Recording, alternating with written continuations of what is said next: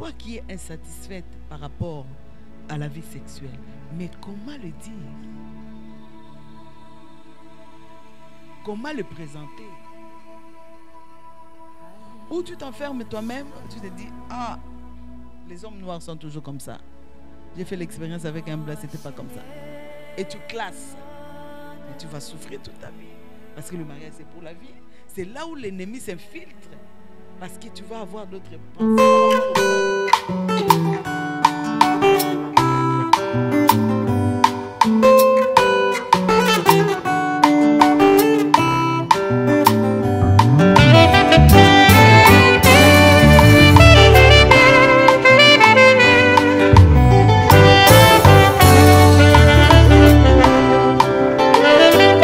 Nakoki te koboma ye, nakoki te kofanda kinyo, nakoki te nazanga maloba ye, nakoki te nakanga monoko, bolamu ya Nzambe eleki bomoninga, nakoki te koboma ye, awe mpona bolamu oyo osali ye.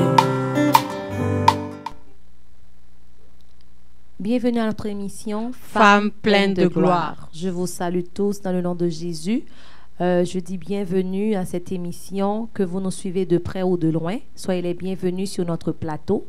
Et comme d'habitude, comme à l'accoutumée, nous avons avec nous notre co-présentatrice, Sœur Sylvie. Comment vas-tu? Je vais très bien. Bonjour ma sœur Fabienne. Bonjour. Et aussi, nous avons notre conférencière que vous connaissez tous. Bien aimée. Elle est passée de présentation. C'est Maman Véronique Mokandila. Bonjour Bienvenue Maman sur notre Véronique. plateau. Que Dieu vous bénisse, vous deux. Vous avez parlé au même moment. Soyez bénis dans le nom de Jésus. Merci. Alors, Maman Véro, je pense que nous avons commencé notre thème à l'émission précédente, et on n'a pas pu terminer parce que dans ce thème, il y avait deux grands volets, et on a appris le premier volet qui était la hiérarchisation de l'homme, c'est-à-dire on doit reconnaître, très développé. On doit reconnaître le niveau, on doit reconnaître la hiérarchie de l'homme. Et la femme aussi, on doit reconnaître sa position. Merci, Sœur Sylvie. Et la femme aussi doit connaître aussi sa position à elle, que vous êtes en bas. C'est-à-dire vous devez toujours glorifier l'homme, vous lui devez du respect et de la soumission. Et on a notre deuxième volet, Maman Véronique. Je pense que vous allez nous présenter ce deuxième volet qui parle de la relation harmonieuse dans la vie sexuelle. Et il y avait une question qui était en vogue, je peux dire, qui n'avait pas été répondue, mais je pense qu'à cette émission, on aura le plaisir d'entendre la réponse. Maman Amen. Véronique. Que Dieu vous bénisse, mes chères présentatrices. Que Dieu bénisse aussi nos chers internautes qui sont fidèles à cette émission Femmes pleines de gloire. Vraiment, que Dieu vous amène très loin. Ma prière est que cette émission soit une émission qui va apporter un plus dans vos vies. Que Dieu vous fasse exceller dans vos projets. Laisse-moi dire à une femme qui est en train de pleurer quelque part qu'il y a un Dieu qui entend le cri de la femme. Moi, j'ai toujours dit que la femme a une place dans les plans de Dieu. Selon les Écritures, on ne peut pas exclure la femme. Si la femme n'était pas importante, Dieu n'allait pas créer. Tout ce que Dieu a créé a une place dans le cœur de Dieu. Et la femme a une place que je dirais capitale. Parce que s'il y a des grands hommes aujourd'hui, c'est parce qu'ils sont venus d'une femme. S'il y a des immeubles aujourd'hui, parce qu'il y a une femme qui a donné naissance à un maçon, à un entrepreneur, à un ingénieur. C'est comme ça que le monde s'est construit. C'est la femme qui est la base de l'humanité, parce que c'est par elle la vie vient. C'est pourquoi Adam a appelé sa femme Ève, la mère de la vie. Donc ça signifie que la femme a une place très importante dans les plans de Dieu.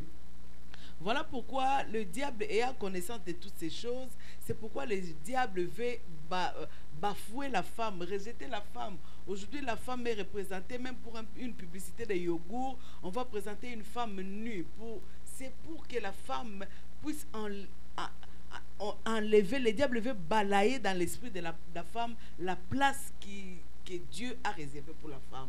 On utilise la femme aujourd'hui dans n'importe quelle sauce. Le diable utilise la femme dans les commérages. Le diable utilise la femme dans les habits sexuels, dans tout. Mais la femme, tu es valorisée par Dieu. Tu es dans le plan de Dieu un instrument puissant que Dieu peut se servir pour tout. Même dans la Bible, il y a des passages de Bible, des livres dans la Bible, là où il y a des noms de femmes.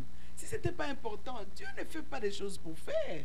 Ruth, c'est une femme qui était étrangère, moabite et tout. Mais pourquoi son nom se figure? Parce que Dieu sait qu'est-ce que la femme est capable de faire. Esther, c'est pratiquement le modèle de l'Église. Pourquoi Dieu prendrait le modèle, la vie d'une femme? C'est-à-dire que la femme a de la valeur aux yeux de Dieu. Et alors, en tant que femme, je voulais dire, même si tu pleures, même si tu ne vois pas des choses trop claires, il y a toujours moyen d'espérer. Parce que la Bible dit, nous pouvons tout perdre. Nos vêtements, nous pouvons le perdre. Nous pouvons perdre les parents. Nous pouvons perdre les maris, les enfants. Mais nous ne pouvons pas perdre l'espérance. Il y a des choses que nous ne pouvons pas vouloir perdre. L'espérance, nous ne pouvons pas vouloir le perdre. L'amour, nous ne pouvons pas vouloir le perdre. Et la foi, nous ne pouvons pas vouloir le perdre. C'est pourquoi il y a un Dieu qui va te consoler, toi qui es en train de pleurer. Oui, Amen. C'est vrai, je suis consciente que la fois passée, on avait parlé comment on devait maintenir notre foyer dans la chaleur. Quand bien même que dans la pensée de la femme, c'est infaisable. Est-ce que c'est possible qu'on maintienne un couple dans la chaleur? On voit toujours quand les gens sont fiancés, c'est chaud, que le ils feu veulent reste se allumé. voir, le feu est allumé, ils veulent se parler tout le temps. Raccroche, non? On s'est déjà dit au revoir. Demain, tu as couru, raccroche. Non, toi, raccroche d'abord. Tu n'as pas raccroché, tu vois? Tu n'as pas... Mais cette chaleur, c'est possible encore de garder cette chaleur pendant toute la vie. Comment le garder? C'est d'abord dans la compréhension de la volonté de Dieu pour toi, la femme, et la compréhension de la volonté de Dieu pour le couple. C'est pourquoi on a dit comment on était capable d'aller conquérir et nos foyers. Et pour cette conquête, pour maintenir le foyer chaleureux, on avait parlé de deux volets. Le premier volet, on a parlé de la hiérarchie de l'homme, que la femme ne pouvait jamais exclure. Parce que l'apôtre Paul nous dit, sachez, n'ignorez pas, ne soyez pas dans l'ignorance. L'ignorance tue. Sachez que le Christ est le chef de l'homme. Sachez, femme, que l'homme est le chef de la femme. On ne peut pas omettre ces versets. On ne peut pas soustraire ces versets. On doit considérer ces versets dans le foyer. Que comme je me suis engagée dans le lien de mariage, le mariage c'est pour la vie. Et quand je me marie, celui que j'accepte comme mari, il est mon chef. Ça va être clair, ça ne peut pas me frustrer parce que c'est la parole de Dieu. Amen. La parole de Dieu nous rend libres. La parole de Dieu nous bénit. Nous bénit, c'est ça, n'est-ce pas? Amen. La Bible dit qu'il envoie sa parole, la parole guérit. Alors si c'est clair, tu as un esprit paisible qui accepte la parole de Dieu, je ne sais pas où tu vas aller vouloir te battre. Et on a parlé, le point majeur, c'était la hiérarchie. Et le deuxième point majeur, c'était en ce qui concernait l'harmonie sexuelle dans le couple. Et la sœur Fabienne, par rapport à sa question, il a dit que la relation en ce qui concerne l'harmonie dans la vie sexuelle, c'était si une femme se mettait à vouloir faire du bien à son mari et qu'en retour, elle ne reçoit pas ça. Est-ce que c'est bien?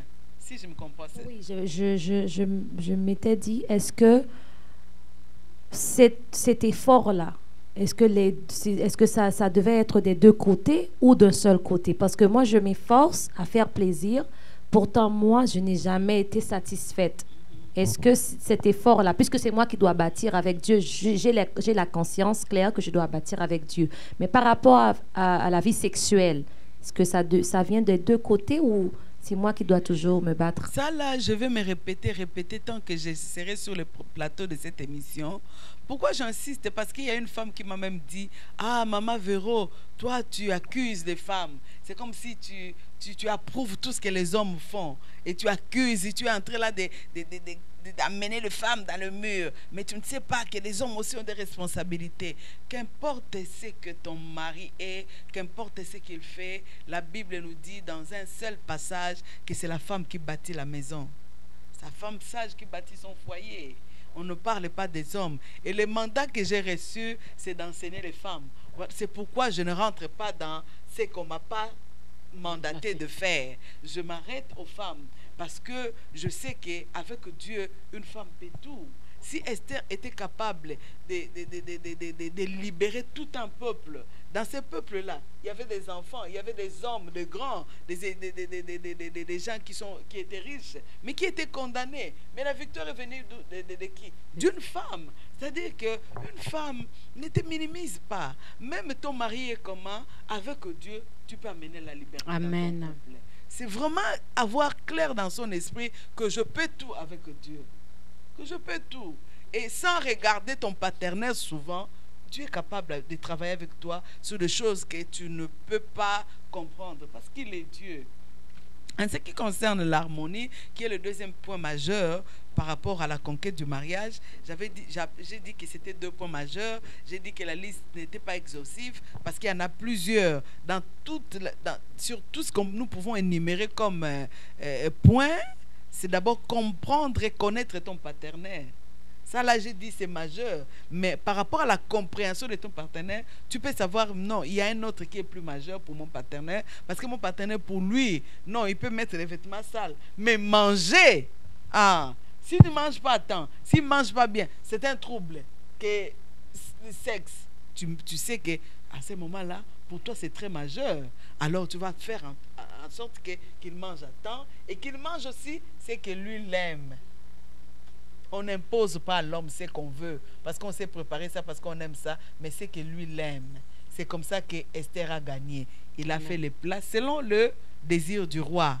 Parce que le roi pouvait venir, quand bien même la table était bien dressée, quand bien même c'était un buffet, et regarder comme ça, il dit, il n'y a rien qui me plaît. Mais il fallait qu'il fasse ce que son mari aime. L'amour, on a défini l'amour, c'est faire du bien.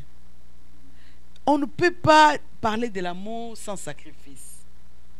Sans sacrifice, l'amour n'existe pas. C'est pourquoi la Bible nous dit, Dieu a tant aimé le monde qu'il a sacrifié, qu'il a donné comme un don un seul fils qu'il avait. Il n'avait pas 2, il avait un seul. Il a donné pour nous témoigner son amour. C'est comme ça même dans la vie harmonieuse sexuelle, dans le mariage. Si tu fais des choses pour faire plaisir, quand bien même tu n'as pas les retours, tu dois être en paix. Parce que tu le fais pour l'amour de ton partenaire. Et Dieu se glorifie pareil. Tu ne peux pas te rebeller. Sauf que, comme aujourd'hui, on va rentrer dans les développements, comment développer une relation harmonieuse dans son foyer. Oui, la conquête, mais il faut développer cette relation harmonieuse. On peut développer aussi la communication. Une façon de dire, de parler des insatisfactions. Parce que c'est bien que 2 points majeurs là, ça peut être là bien réglé. Maintenant, il faut la communication. Est-ce qu'on peut lire Proverbe 18, 21? Proverbe 18, verset 21, je lis au nom de Jésus. Amen. La mort et la vie sont au pouvoir de la langue. La mort et la vie sont au pouvoir de la langue. La première personne qui a parlé dans le jardin d'Éden était Adam. Ève n'avait pas parlé.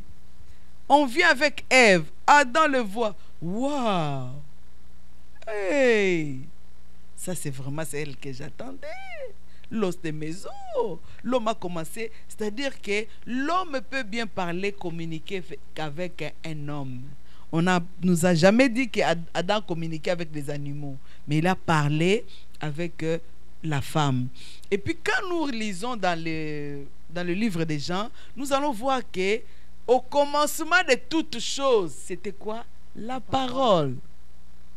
Même au commencement du mariage, c'était quoi? Une parole.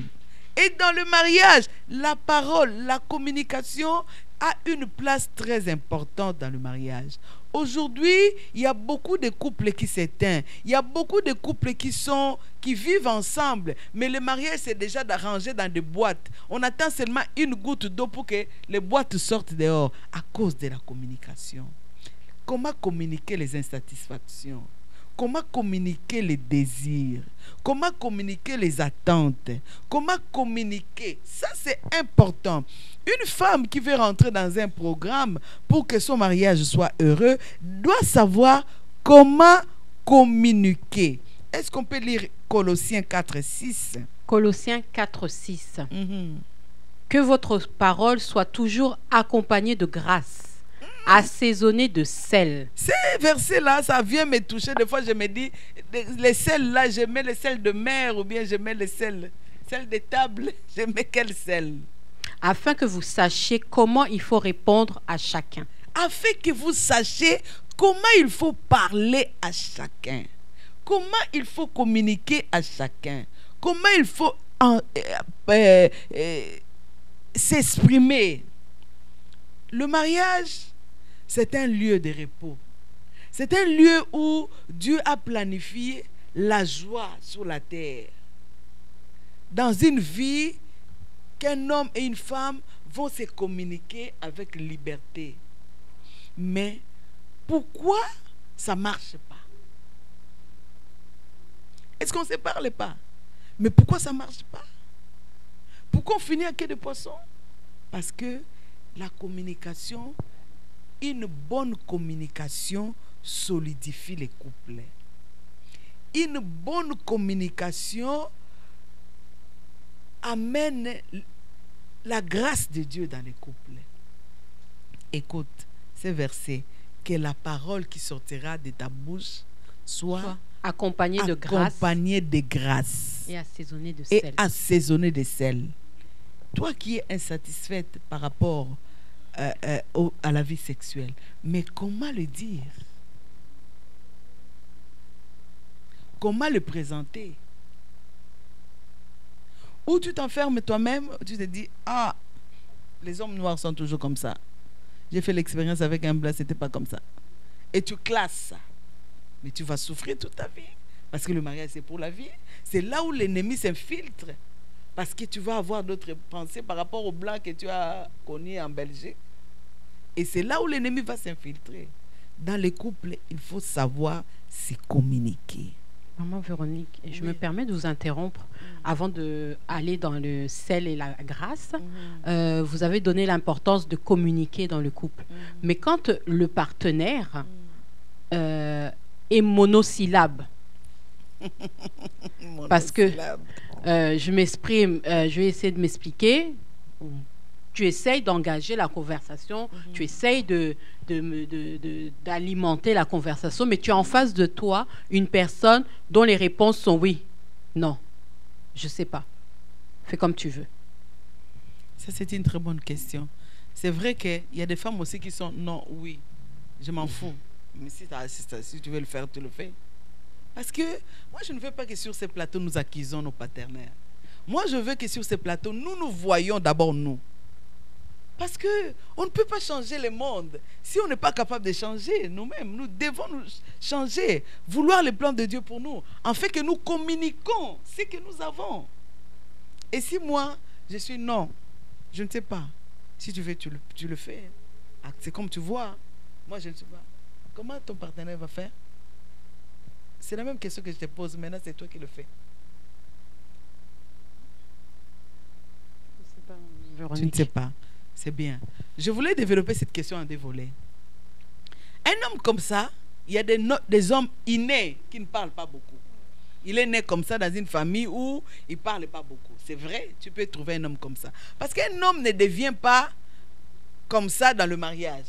Ou tu l'as connu comme ça depuis que tu l'avais connu. C'était un homme qui ne parlait pas beaucoup. Si tu l'avais connu comme ça, c'est un autre travail. Mais s'il est devenu comme ça, c'est encore un autre travail. Si tu l'avais connu, il ne parlait pas, et que toi, tu aimes communiquer, d'abord, arrange les moments où vous allez partager les rires. C'est-à-dire, même s'il ne parlait pas, il voudra rire. Même s'il ne parlait pas, tu vas chercher à savoir ce qu'il veut, ce qu'il aime. Peut-être qu'il aime regarder les sports. Toi, tu n'aimes pas. Peut-être qu'il aime... Il faut d'abord... C'est pourquoi dans le plan de... construire son foyer, j'ai dit, il faut d'abord chercher à connaître ton partenaire. C'est très important de te connaître toi et de connaître ton mari. Si tu connais comment il est, et avec Dieu, tu peux tout. Tu peux amener dans la prière ce qui est impossible. À toi de le faire. Dieu est capable de le faire. Si cet homme dans sa famille, il ne parlait pas, tu l'avais accepté comme ça. C'est que tu n'as pas accepté, tu l'as pas accepté parce qu'il parlait pas, parce que toi tu aimes parler, mais tu l'avais accepté parce qu'il a un autre bon côté. C'est sûr. Maintenant, exploite ses bons côtés et cherche les moments de rire ensemble. Développe les causeries qui vont lui faire réjouir, lui faire parler. Et cherche les bons moments. Mais si cet homme-là n'était pas comme ça et qu'il est devenu comme ça, c'est là où nous rentrons dans notre premier thème, construire son foyer. Ça signifie que quelque part, cet homme, peut-être, il a marre d'une situation qui s'est passée. Et par rapport à ça, il a pris la résolution, vaut mieux me taire. Peut-être cette femme n'écoute pas. Peut-être cette femme est incompréhensive. Quand on lui dit comme ça, elle voit comme ça. Quand on lui fait des remarques, elle n'accepte pas. C'est là où on gâche tout. Et tu vas dire, lui quand on lui dit, fais ce que tu bon te semble. Mais est-ce qu'il était comme ça? S'il n'était pas comme ça, recommence le plan d'action qu'on a commencé à bâtir le foyer, comprendre là où l'ennemi s'était infiltré. Et quand tu vas comprendre l'ennemi s'était infiltré où c'était un ami le jour qu'il était venu et j'ai discuté, ce problème-là, je ne l'ai jamais réglé. C'est ce problème qui a mené mon mari à avoir ce caractère. C'est là où tu vas rentrer dans l'émission, bâtir mon foyer et tu commences à dire, chérie, est-ce qu'on ne peut pas oublier? Pardonne-moi chérie, est-ce que tu ne peux pas encore me faire grâce? Dans l'avenir, je ne ferai pas. Aide-moi à me relever. Chaque fois que je tombe dans ça, moi aussi, je comprends que dans mon caractère, je parle beaucoup. Surtout quand il y a des amis, je dis n'importe quoi, ça te blesse. Je ne veux pas que cette blessure-là dérange parce que ça serait me filtrer. Et ça serait une porte d'entrée pour l'ennemi dans notre foyer. Il y a toutes choses, ces règles. C'est facile. Mais s'il était comme ça, Dieu change aussi les cœurs. Amen. Amen. Est-ce que je ne sais pas si tu as la réponse à ta question. Merci, Maman Véronique. Merci beaucoup, Maman Véro. Et je pense que nous avons, c'est une émission bénie. Encore, nous avons des spectateurs. Et il y a un des spectateurs qui a une question, qui aimerait bien avoir la réponse. Alors, on fait place à notre spectateur. C'est une question, mais divisée en deux. Ok. Bon, j'aimerais savoir d'abord si il y a une femme. Comme on dit toujours que l'homme doit être en premier lieu et la femme vient en seconde position. Mais si maintenant la femme a un mari qui peut soit connaître Dieu ou qui ne connaît pas Dieu, mais il y a certains hommes de Dieu ou certains hommes, en connaissant Dieu ou à ne pas connaître Dieu, il prend du vin, par exemple. Bon, par rapport à la soumission de la femme maintenant, si soit c'est un homme de Dieu, après, par exemple, avoir prêché, il demande à sa femme d'aller lui acheter le vin parce que lui, peut-être, il ne peut pas aller acheter. Est-ce que cette femme-là doit accepter de le faire?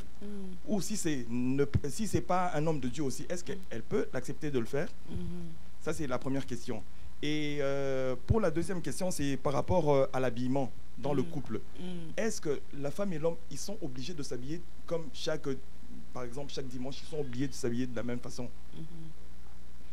C'est ça mes deux questions. Très bonne question. Je bénis Dieu pour ces deux très bonnes questions. Amen. Qui sont vraiment venues au moment opportun. La première question, je pense que dans l'émission passée, on a essayé de développer ça par rapport à l'obéissance, à la soumission.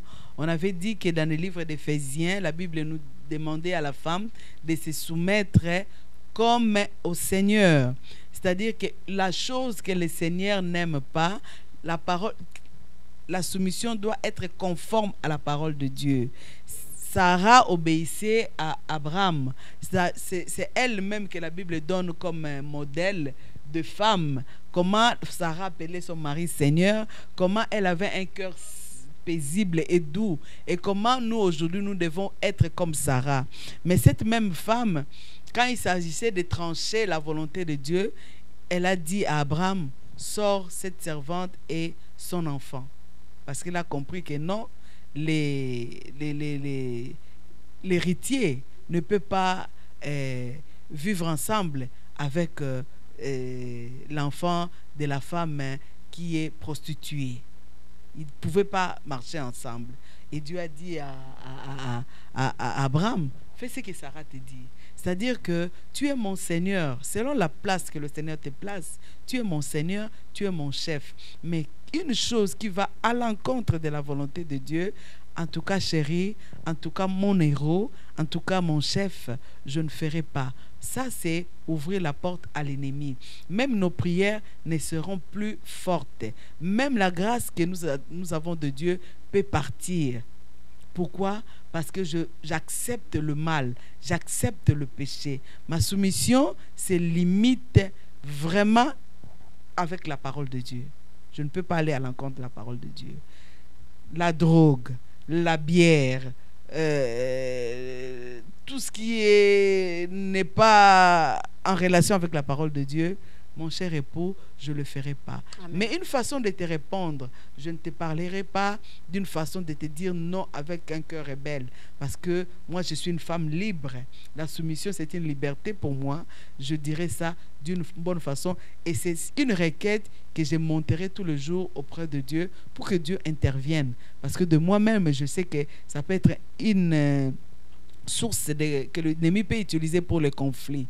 Et ça, là, je demanderai l'intervention de Dieu. Parce que la volonté de Dieu, pour moi, dans cette mission dans les couples, c'est t'aider à exceller. Et je sais que tu finis de prêcher, tu viens là, tu me demandes la bière. Ce n'est pas t'amener à l'excellence. Alors, ça sera quelque chose que j'amènerai tous les jours auprès du Seigneur, qu'il intervienne pour que tu sois un bon serviteur de Dieu. Et si tu n'as pas connu le Seigneur, je crois à la parole de Dieu qui dit que mes prières peuvent te sanctifier. C'est-à-dire quoi? Je prierai pour que le Seigneur te libère de cela et que tu rentres dans la volonté de Dieu pour que tu connaisses Dieu. Amen. Je n'ai pas encore répondu à la deuxième. Si je peux répondre à la deuxième comme ça. Ok. Par rapport à la première question, notre frère a encore une autre question. C'est pour dire que toutes les questions sont les bienvenues dans cette émission. C'est vraiment pour élever la femme. Amen. Bon, la question, c'est toujours par rapport... parce que ça, c'est des choses que j'ai peut-être eu à voir, qu'un homme de Dieu, pour lui, il se dit, peut-être boire le vin, ce n'est pas quelque chose de mauvais. Hein? Bon, c'est un homme de Dieu. Et quand il finit, par exemple, de prêcher, et quand il rentre à la maison, il demande toujours à sa femme d'aller lui acheter le vin, ou bien il propose à sa femme de lui servir du vin, par exemple. Est-ce que cette femme-là, bien que c'est une femme qui prie aussi, est-ce qu'elle va vouloir accepter parce que c'est son supérieur ou parce que c'est la volonté de Dieu qui ne veut pas que l'homme puisse prendre le vin, par exemple? Est-ce que c'est une bonne chose ou bien c'est pas une bonne chose par rapport à cette situation-là? Donc, par rapport à cette situation-là, tu as un mari qui est un homme de Dieu, mais qui ignore que la boisson n'est pas bon. Comme la Bible nous dit dans le livre d'Un Pierre, que la femme ne peut pas enseigner par son comportement. C'est pourquoi le comportement que je vais afficher en premier, c'est de consulter Dieu et de dire à Dieu de donner cette révélation à mon mari qui ignore encore que la boisson peut détruire ce qu'il est en train de faire pour lui.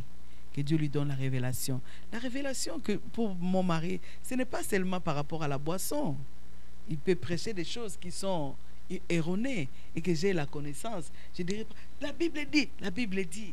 Mais mon attitude et la place où le Seigneur me place me permettra, avec un cœur paisible et doux, d'amener des choses au Seigneur pour que mon mari excelle. Parce que ma mission dans le couple, c'est l'excellence pour que j'arrive à amener mon mari dans l'excellence. Amen. Tout ce que je ferai, ça peut lui amener dans l'excellence. Mais s'il y a une bonne façon que cet homme-là, par rapport à la communication, peut parler, je peux glisser, mais d'une façon respectueuse, pour les ramener aussi dans la volonté de Dieu. Donc pour moi, me soumettre, c'est vraiment par rapport à la parole de Dieu. Ce n'est pas par rapport aux demandes de mon mari. Parce que les demandes de mon mari, toutes ces demandes, ne peuvent pas toujours être conformes à la parole de Dieu. Voilà pourquoi là où ça intervient, la connaissance de la parole de Dieu pour la vie d'une femme qui veut vivre la volonté de Dieu. C'est vraiment par rapport à la parole de Dieu. Et si c'est clair dans mon esprit que la parole de Dieu dit ça, s'il y a une bonne communication dans les foyers, je vais le lui dire et aussi faire l'intervention de Dieu parce que Dieu peut faire au-delà de nos attentes. Et par rapport à la deuxième question qui était l'habillement, je pense que c'était dans l'émission passée où on a développé, on a parlé de l'habillement. Moi, pour moi, une femme, je dois faire plaisir à mon mari par rapport à mon accoutrement. Et je pense qu'un homme qui aime sa femme aussi devait faire pareil. Et dans le foyer, dans le couple, si on se convient, pour nous, on trouve que c'est bon pour nous, qu'on soit même couleur, qu'on soit même tissu, ça c'est notre couple. Ce n'est pas à imposer à d'autres couples. C'est pourquoi j'ai dit, il faut connaître son mari. Et quand mon mari, ça lui fait plaisir qu'on soit habillé pareil, moi aussi ça me fait de la joie. Pour mon couple, opter de faire ça, c'est juste rehausser l'amour. Il n'y a pas de péché là-dedans. Mais quand un mari qui te dit, ah, mais pourquoi tu as mis le noir et blanc, ça te convient, je t'aime comme ça, mais moi je n'aime pas le noir et blanc, tu ne m'obliges pas. Tu n'aimes pas, chérie, c'est pas grave. Mais si moi, en tant que femme, je vis un couple dont, quand ils mettent comme ça match, je vais amener ça dans mon couple. Je ne dis pas que c'est la parole de Dieu. Mais si je vais amener, parce que je trouve que c'est bien, parce que je trouve que je suis allée chez mon ami, les rideaux c'est bon, au lieu de mettre les stores, je vais venir avec une bonne communication, l'exposer à mon mari. S'il accepte, tant mieux. S'il n'accepte pas, je ne serai pas frustrée. Mais pour l'amour qu'il a pour moi, peut-être au fil du temps, il comprendra et il le fera. Mais s'il faut que je m'habille, c'est pour lui faire plaisir. On n'impose pas. On n'impose pas. Et s'il veut me faire plaisir parce qu'il m'aime aussi, je pense qu'il fera pareil. Amen. Amen. Amen. Donc, en ce qui concerne la communication, je disais, quand on lit Matthieu 4.4, est-ce qu'on peut nous lire Matthieu 4.4? Matthieu 4, verset 4. Jésus répondit, il est écrit, l'homme ne vivra pas de pain seulement, mais de toute parole qui sort de la bouche de Dieu. Donc, Amen. nos foyers doivent vivre de la parole de Dieu. Amen. Pas seulement de l'argent, des autos. Non, tu vas voir une femme qu'on a acheté de belles voitures, mais qui n'est pas heureuse. Pourquoi? Je pense qu'un homme qui parle bien à sa femme, vous allez m'excuser, mon mari me dit, comment les aventuriers arrivent toujours à avoir des cœurs de femmes? Je dis, le seul secret, la femme aime la personne qui l'écoute. Et la femme aime la personne qui lui parle bien. Ça, c'est la femme. Et si tu aimes ça, fais de même. Fais de même. Parle bien à ton mari. Le mariage, ça se solidifie aussi par rapport au langage qu'on a dans le foyer. La Bible dit dans le livre des Proverbes que tu avais lu, la vie et la mort, la réussite d'un foyer, l'échec d'un foyer, ça ne dépend pas seulement de l'argent qui rentre dans ce foyer. Ça dépend aussi de la communication. L'argent peut rentrer, la femme a ses idées, l'homme a ses idées, il n'y a pas de communication, l'argent peut se dilaper. Pendant que l'homme avait l'idée, l'argent on va mettre de côté pour acheter une nouvelle voiture. La femme me regarde, ça ce n'était pas dans les projets, c'est venu comme ça, c'est une grâce qu'on a trouvée, comme ça moi je vais arranger ma garde-robe. Vous voyez que les idées ne sont pas, vous n'avez pas les mêmes idées. Non. Et s'il n'y a pas de communication, c'est sûr que la femme a l'idée des vêtements, l'homme a l'idée de l'auto, et on ne se parle pas. L'homme va voir déjà les concessionnaires, et il ne parle pas à sa femme qu'il est passé voir les concessionnaires. Et la femme va voir sillonner les magasins. Il ne parle pas à son mari, mais l'argent est rentré. Chacun a une vision. C'est sûr que quand l'homme va dire, ah ma chérie, j'ai vu une voiture. Mais tu vas acheter tout ça une voiture. Tu ne vois pas, mes avions ont vieilli. Mais on avait dit que si les Seigneur permettait... Pourquoi? Parce qu'il n'y a pas de communication. Mais si on a communication, on a reçu $1000, ce n'était pas dans les projets. On va s'asseoir. Chérie, ça, c'était pas dans les projets. Regarde les idées que j'ai. Et toi, qu'est-ce que tu penses? Et on parle et on définit les choses. On fait des choses qui sont plus importantes et les moins importants, on le fait après. Amen. Mais ça, là, ça prend la communication. La communication c'est quelque chose à développer dans le couple. Il y a beaucoup de femmes dont les hommes ne veulent plus écouter. Ne dis pas que mon mari est télé, mon mari est ordi. Peut-être, il y a des femmes qui n'aiment pas les reproches. Ah, toi quand tu viens ici, tu commences à... Papa, mais pourquoi tu dois tout prendre mal? Mais une femme comme ça qui n'aime pas de reproches, elle là, elle peut bien faire des reproches. Mais tu sors comme ça, toi toujours tes amis. Non. Ça, le mari doit écouter. Parce que ce n'est pas un bon mari. Mais toi, est-ce que tu aimes des reproches? Femme, je veux vraiment qu'on travaille sur nous. Avant de voir nos partenaires, qu'on se remue d'abord par rapport à la parole de Dieu. Une bonne communication, c'est dire la vérité. Et la façon de le dire. Parce que même un adage qui dit, toute vérité n'est pas bonne à dire, la façon de le dire. Une bonne communication, c'est accorder du temps à ton mari. Même des choses qu'il veut dire que ça ne te plaît pas, tu lui laisses parler quand même. Une bonne communication, c'est avoir du respect même par rapport aux paroles, comme le verset de Colossiens, ta parole soit assaisonnée. Une femme qui parle bien à son mari, je ne vois pas comment son mari ne lui donnera pas les oreilles. Mais comment bien parler à son mari, maman Véronique? Parce que la parole de Dieu dit que quand on parle, il faut qu'on accompagne ça de grâce et qu'on accompagne ça et qu'on l'assaisonne.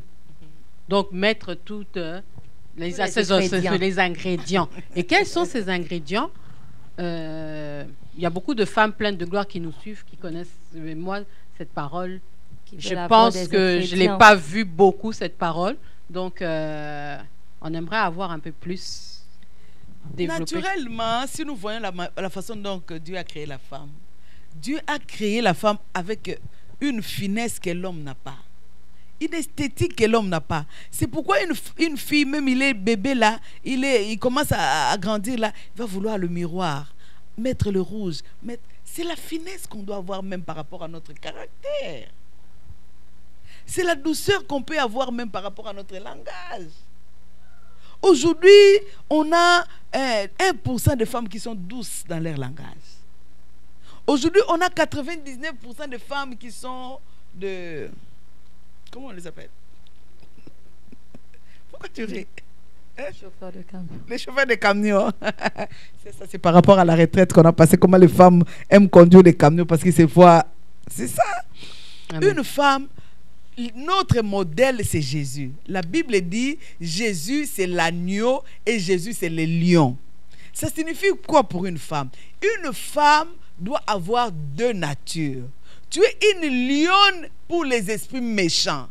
Tu es une lionne pour les péchés. Pas les péchés dans ma maison. Au nom puissant de Jésus. Tu t'élèves contre les diables parce que tu ne veux pas les péchés rentrent dans ta maison pour que Dieu visite ta maison. Tu es une lionne. Là, tu soulèves les tons. Là où c'est comme on a dit à Jésus, jamais j'ai entendu l'homme parler comme cet homme. Parce que quand il fallait dire non au mal, il s'est levé. Une femme est notre nature, l'agneau. La femme doit être tendre dans son langage. Pas de langage d'insulte, pas de langage de critique, pas de langage d'abaisser. Le langage de la femme pour son mari, c'est le mettre à la place du chef. Chérie, qu'est-ce que tu penses dans telle situation? Toi, tu es mon roi. Je pense que tu dois avoir une bonne idée. Tu as toujours eu de bonnes idées, chérie. Tu vois comment tu nous as conduits dans ça alors que moi j'étais wrong. Maintenant là, comment tu penses? Est-ce que l'homme là va te dire non, fais ce que tu veux? Même s'il a des muscles comment?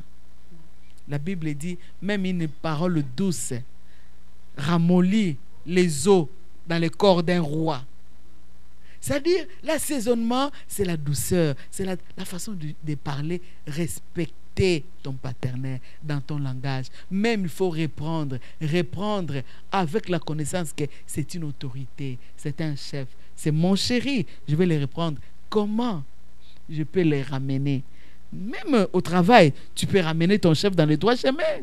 Mais quel mot tu utilises? Quel verbe tu utilises? Comment tu formules tes phrases? N'est-ce pas d'une manière intelligible? On peut faire pareil chez nous. C'est ça l'assaisonnement.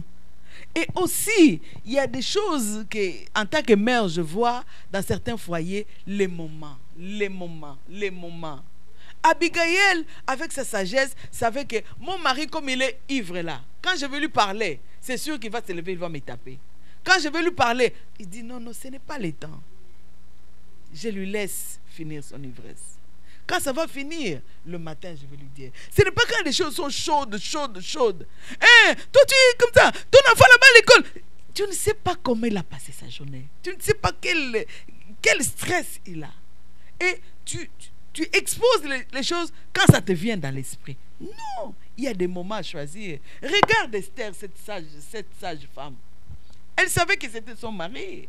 Elle pouvait attendre quand son tour arriverait et voir le roi et dire, chérie, comment tu peux permettre comme ça que ton conseiller là, que ton premier ministre Aman fasse ceci. Tu sais ce qu'Aman a fait. Et chérie, pourquoi? Mange d'abord, réfléchis dans ça.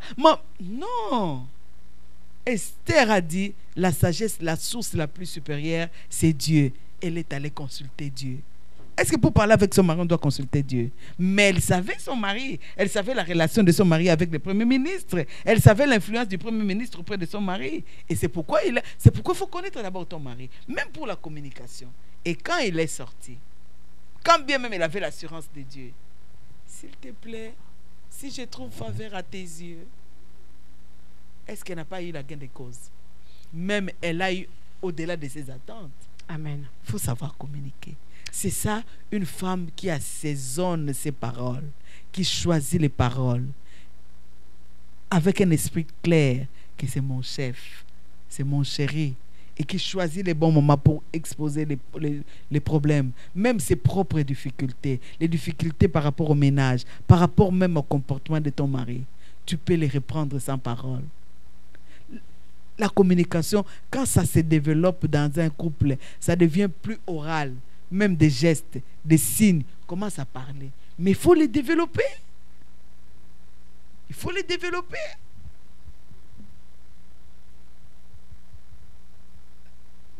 Merci, maman Véronique. Votre silence me fait peur. Merci, maman Véronique. Et on était dans en la communication, vraiment, il faut éviter les disputes. Quand il y a quelqu'un qui hausse les tons, tu te résignes. Ce n'est pas le bon moment peut-être. Ce n'est pas le bon moment. Et quand on commence à exclure, à mettre de côté tout ce qui est avantageux pour le diable, les disputes, les incompréhensions, on laisse la place à Dieu et on se laisse diriger par Dieu et on laisse sa langue à Dieu, on laisse son cœur à Dieu, je pense que le reste, Dieu le fera. Et Amen. Dieu, quand il fait des choses, il le fait toujours bien. Amen. Amen. Merci, maman C'est Véronique. comme ça que tu vas développer une bonne relation harmonieuse dans ton foyer. Amen. Amen. Amen. Je pense on a des questions, mais je pense qu'au niveau du temps, on est déjà à la fin. Ouais. Donc, on a vraiment beaucoup de questions concernant l'assaisonnement, concernant la communication dans le couple. Donc, je pense que les femmes pleines de gloire, ils vont laisser leurs commentaires et aussi des questions, même sur Facebook, WhatsApp, sur YouTube. Aussi, sur YouTube, comme tu as dit, parce qu'on est très ouvert. On peut répondre à vos questions. C'est pour cela, vous pouvez toujours nous communiquer avec nous ou nous envoyer un texte au 514-677-2893 ou au 514-653-6297. On est ouvert. Ce serait un plaisir pour répondre à toutes vos questions. Vous pouvez nous appeler ou envoyer un texte. Merci. Et n'oubliez pas de partager, de liker, de communiquer au maximum ces messages de notre servante de Dieu à toutes les femmes que vous connaissez qui rencontrent des difficultés, où il y a des équilibres dans leur foyer. Donc, et communiquez-leur le numéro avec YouTube pour qu'ils puissent rentrer en communication avec Maman Véronique. Si vous ne voulez pas rater une de ces émissions, vous pouvez toujours vous abonner. Et vous allez cliquer sur l'onglet abonnement et vous allez le confirmer sur la cloche. Vous devez cliquer sur la cloche. Ça là, ça veut dire que vous avez confirmé votre abonnement. Vous allez recevoir nos notifications sur votre téléphone. Comme ça, vous n'allez pas rater nos émissions. Et on vous dit bonsoir et pour une prochaine émission, Femmes pleines de gloire. Merci. Femmes pleines de gloire. Nous savons tous que notre Église a toujours des événements et on vous a promis que lors de ces événements, on va vous lancer toujours des invitations. Nous avons un grand événement qui s'en vient du 15 au 21 à Montréal, Sœur Sylvie. Oui, donc le séminaire aura lieu à Montréal avec le pasteur François Moutombo sur le thème Manipulation des esprits familiers, volume 2. Donc, comme la sœur Fabienne vous a dit, ça va débuter à Montréal du 15 au 21 mai, au 24-20 rue des Carrières, à Montréal, à partir de 19h. Donc, nous invitons en grand nombre à pouvoir expérimenter la gloire et la puissance de Dieu à travers ses serviteurs. Donc, n'oubliez pas, venez nombreux et communiquez l'événement à tout le monde. Mais aussi, et si vous habitez loin de Montréal, ne vous inquiétez pas, le Seigneur a bien fait les choses. Nous avons encore le séminaire qui ira sur Sherbrooke. Oui, on sera à Sherbrooke du mercredi 17 au dimanche 20 mai 2018. Et je vous donne l'adresse. C'est au 187 rue Laurier, Sherbrooke. Si vous avez encore des questions par rapport à l'adresse, vous pouvez appeler au 514-677-2893 et on sera avec le pasteur Charles Poyi, le pasteur François Mutombo. Lui, il va clôturer le séminaire à Sherbrooke. Mais on va débuter avec le pasteur Charles. Et aussi pour ceux qui sont loin de Montréal. Très loin, vers Toronto. Donc, le séminaire continuera à Toronto du 22 mai au 28 mai. Donc, sur 30-246 Brocksport Drive à Toronto, toujours avec le pasteur François Mutombo. Et aussi, il y aura une veille de prière, une nuit de prière le vendredi à Toronto. Et si vous avez besoin de plus d'informations, vous pouvez appeler au 416-887-8216. Ce sera un plaisir de vous donner ces informations. Vous êtes tous invités. N'oubliez pas, à Montréal, du 15 au 21, au 24-20 rue des Carrières. À Sherbrooke, du 17 au 20. Et à Toronto, du 22 au 28 mai 2018, avec le pasteur François Mutombo, où nous allons apprendre à connaître, à identifier et à manipuler aussi les esprits familiers. Et ce serait le volume 2. À très bientôt. À bientôt. Bye bye.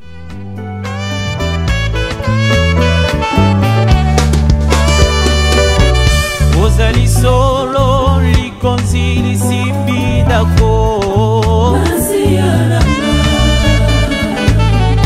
Ozali solo likonzi lisimbi dako Ozali solo motonga ndakwa bomo